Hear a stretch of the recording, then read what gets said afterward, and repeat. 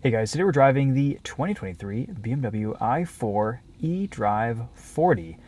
All that means is this is the rear-wheel drive BMW i4. We spent some time earlier last year in the M50, which is the dual motor all-wheel drive fast i4. This one, a little bit more pedestrian, a little bit more normal, a lot cheaper too. There's only $56,000 starting price. Of course, as tested, this has every conceivable option, so it's priced up to $69,720. But I think getting one of these with some low options, a decent price point, under 60 grand, is probably a really good EV buy. This has a range of 301 miles. It has 335 horsepower. Looks pretty good. I've been really excited to drive this rear-wheel drive i4 because I had a sneaking suspicion that this might be the one to get, and on first impressions I think that's kind of what I'm going to stand by. We have smaller 19-inch alloy wheels on Michelin Pilot Sport 4 tires. A little bit chilly out today, so they're not achieving their ideal levels of grip, but that's okay. Luckily we can actually slide this thing around a little bit, turn traction and DSC off, and get little mini drifts out of this i4, which is a lot of fun. Of course, one cool thing about this car is that it is a lift back. There's a decent amount of room back here. Harman Kardon sound system, hardware, front license plate frame, no spare tire, unfortunately.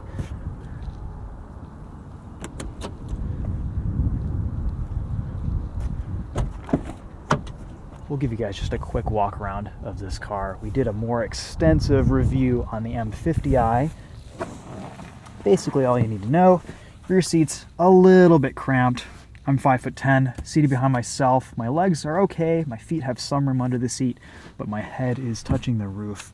So this might not actually be the best option for adults in the back. It's a little bit tight. I think they prioritized cargo space over interior passenger room. You do get rear climate control, a couple USB-C ports, pretty modern looking BMW interior. Of course, we have eDrive40, which we're seeing in all new BMWs these days. Harman Kardon sound system. This keeps turning off whenever I get out, which is probably a good thing. That's convenient. Nice big sunroof.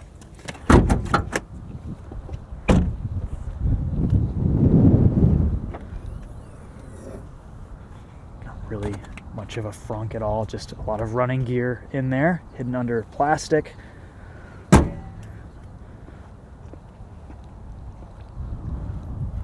Looks pretty good. I mean, this is based on the 4 Series Grand Coupe, and it's just a BMW that happens to be electric. It's very normal, nothing too weird about it. Here's your charge port. One annoying thing is you do have to hit these open and close to charge it, but the range on this is so good, you're probably going to be charging it about once a week, if that, maybe twice a week, depending on how much driving you do.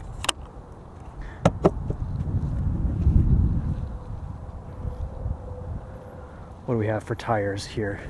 245 40 R19s up front and 255 40 R19s in the rear.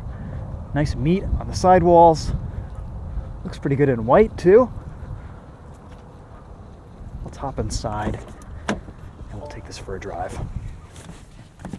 I do like this brown leather interior.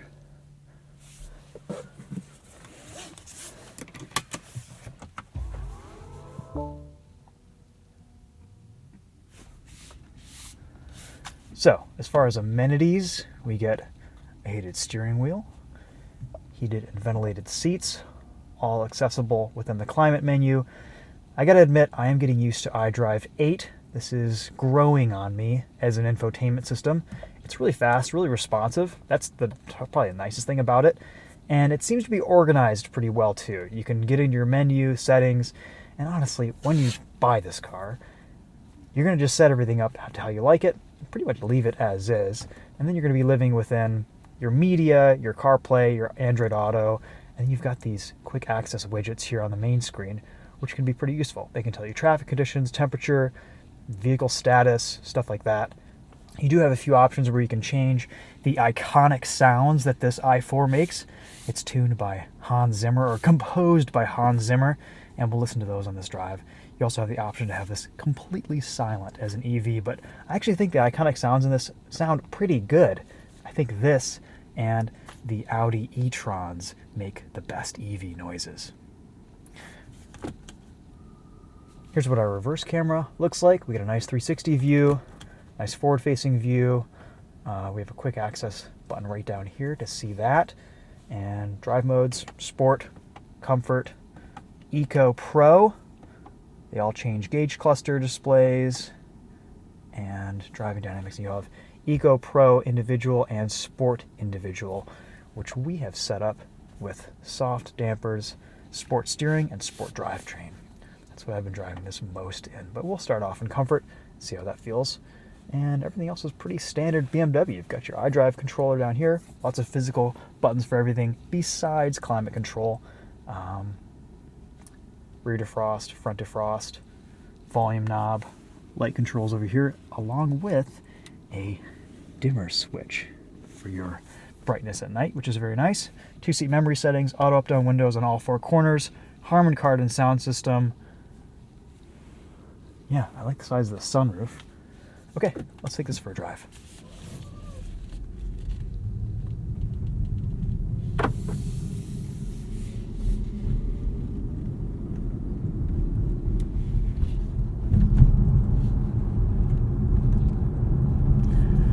This is a really easy EV to live with, very effortless driving experience. You can program the level of regenerative braking you want in Drive, in D, or you can switch it over to B and have full one-pedal driving, full regen off the accelerator pedal. It'll bring you to a complete stop.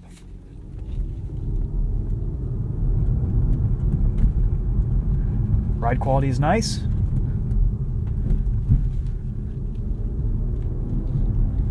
Steering feels very normal, very much like any other 3 Series, 4 Series would.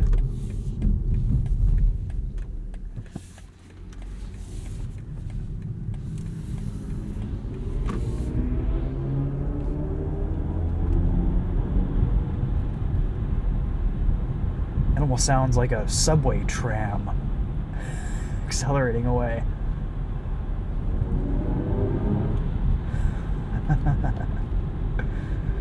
Acceleration is actually very good at legal speeds. 0 to 60, 0 to 70 happens in no time, and the rest of the time, I think this is kind of about the sweet spot for EV power levels. 335 horsepower, this weighs just shy of 4,700 pounds, 46 and change. I wouldn't really want EVs for the general public to be much quicker than this. You get the immediacy, the responsiveness from this that I think people crave out of an EV. BMW's done a really nice job blending into the power with the tuning here. Off throttle, deceleration is smooth. I actually kind of like the way this drives a little bit better than the M50. The M50 tended to be a bit too aggressive sometimes, and the power was awesome, but it was also kind of overkill. And this base model i4 is so heavy, it actually has pretty decent traction in inclement weather. It was sleeting earlier, and pretty wet, and pretty cold, and this was putting its power down beautifully, even on Michelin Pilot Sport 4s.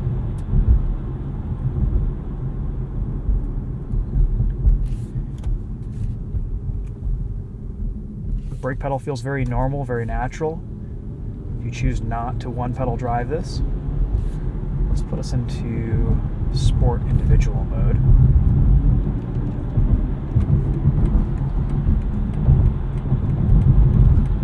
And we'll merge onto the highway here.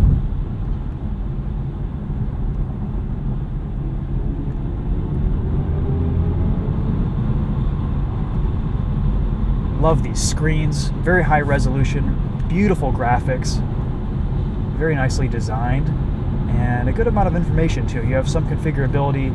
You can choose the content that you want to see in the center of the display, whether it's navigation, a map. It's all kind of minimal, sleek. It looks good.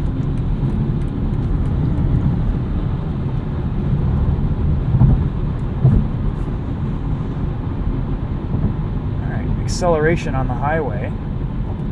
Let's do a little 60 to 80 run here.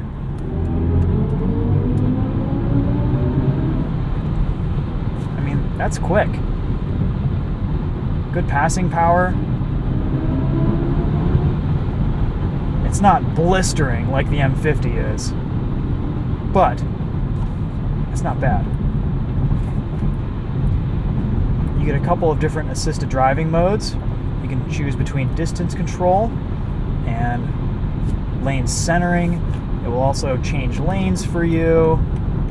It's even going to be brave enough to do that. Great, all right. And it seems to change lanes pretty quickly, like we've seen in some other BMWs recently, like the X7. Let's see how it handles. Pavement's drying out. Tires are warming up. Steering feels nice in sport mode.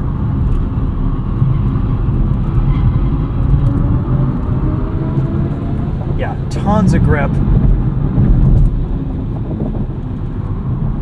One of my main complaints about the M50i i4 was that the traction control and the dual motor all-wheel drive system just didn't quite feel like it was calibrated and finished well enough, or at least to the level that I would expect from BMW.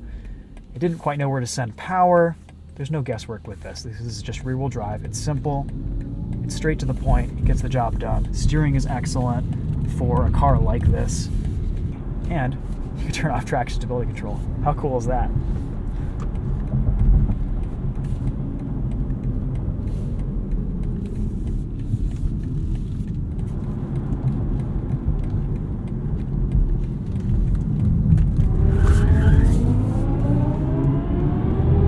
There is a lot of weight to sling around here, so sometimes it's not the prettiest slide. And it does feel like it tends to cut power just a tad when you get some opposite lock going. So I'm not sure if part of that is weight, part of that is tire, or part of that is traction and stability control. But you can have some fun in this i4. And for winter driving, that actually might be pretty enjoyable. Oh my god. Alright, how does assisted driving work? We can skip 5-mile-an-hour increments. It's keeping us nicely centered between the lines. It will change lanes for us. It will want us to keep our hands on the wheel, but luckily, unlike a lot of other systems like this, it's not torque sensing, it just senses energy from your hand, and you just have to lightly put your hand on the steering wheel, and it won't bug you. It won't prompt you to put your hand back on the wheel, which is great. It'll stay perfectly centered between the lanes. A little bit of confusion here and there, but for the most part, it does a pretty good job. You can easily change your following distance. Minimum following distance seems to be about average. It could be a little bit closer, but for 70 miles an hour, this is reasonable.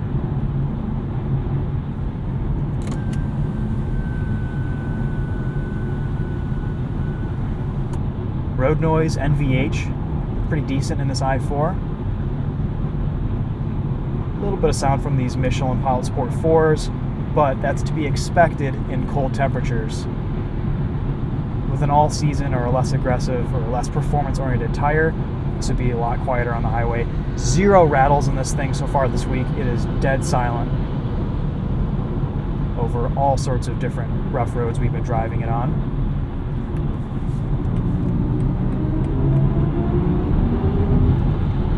And when you need to pass left lane hogs, you can do so very easily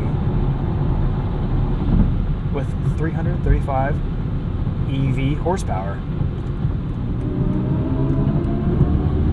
Power is so linear that it's kind of deceiving how fast you're going sometimes.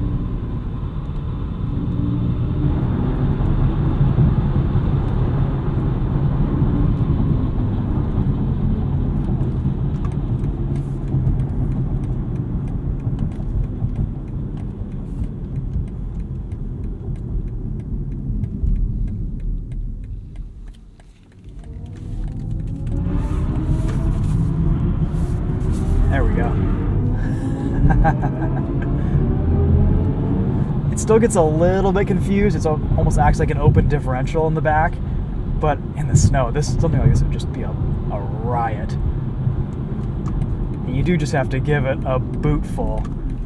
Actually, let's sneak in a quick launch control start here. No one behind us. This does put its power down really well from a dig.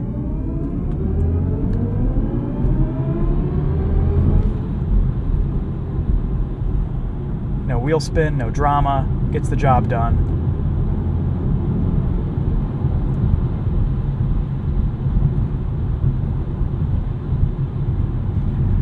All right, guys.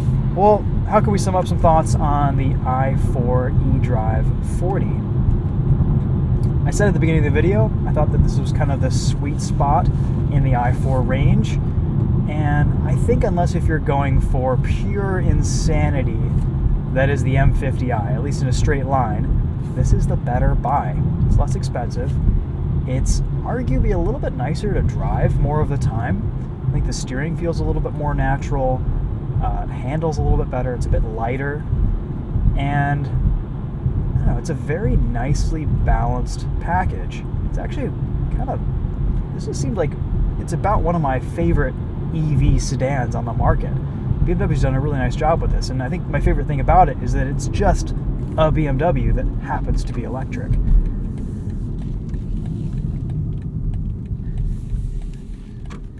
And one thing I don't love about the M50 is that BMW is kind of marketing it as this EVM car, and it just isn't. And this is a bit more of an honest proposition, in my mind at least. Let's try a start here, traction control on, and let's show you guys how well it puts the power down. So foot to the floor, flat out, and it just figures it out, hooks up, and you're off.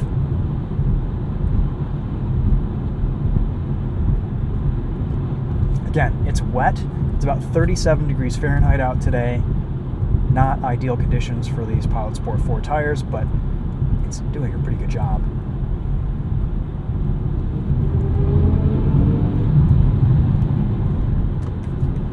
Hit one more entrance ramp in this.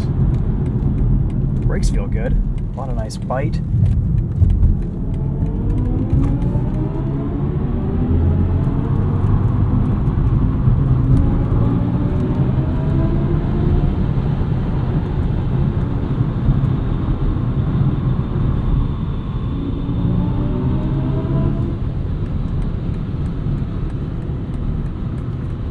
This i4 does a really good job of hiding its weight at below 9/10.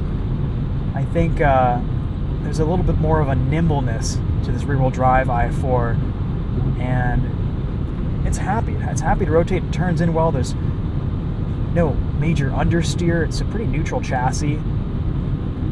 A ton of grip on these tires too. Once you get them heated up, you get a bit of temperature inside of them.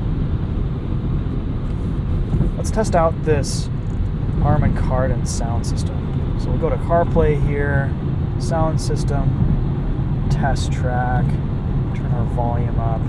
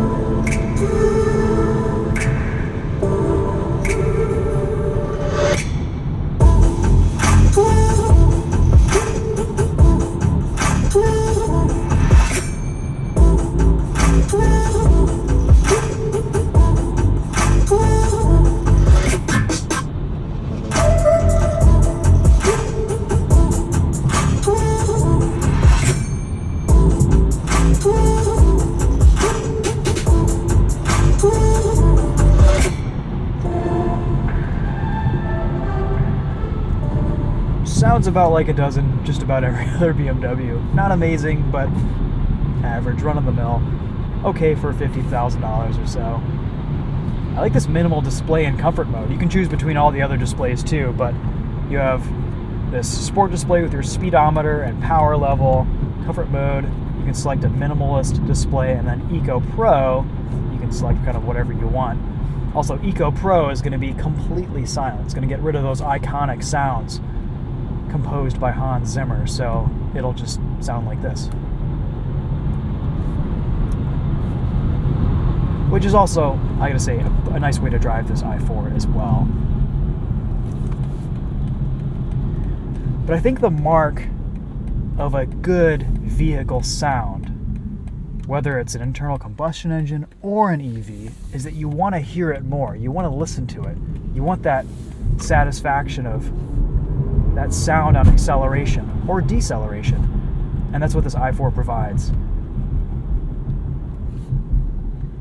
Of course, it gets louder in sport mode. It's more prominent.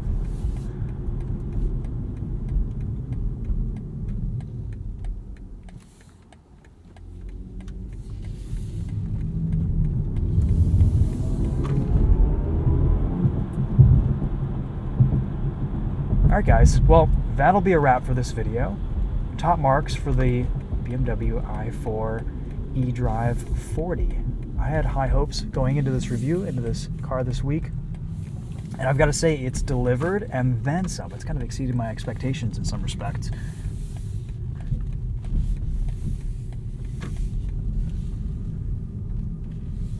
Sometimes I think it's easy to be skeptical of an EV that isn't necessarily a ground-up platform, but in this case, BMW's done a really nice job with this, and I think it's one of the better buys, or if not one of the best buys, in the EV sedan space.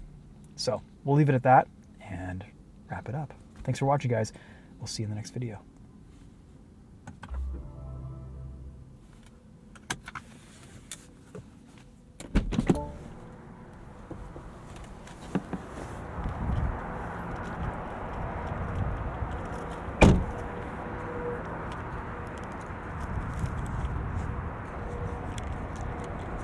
Key looks like.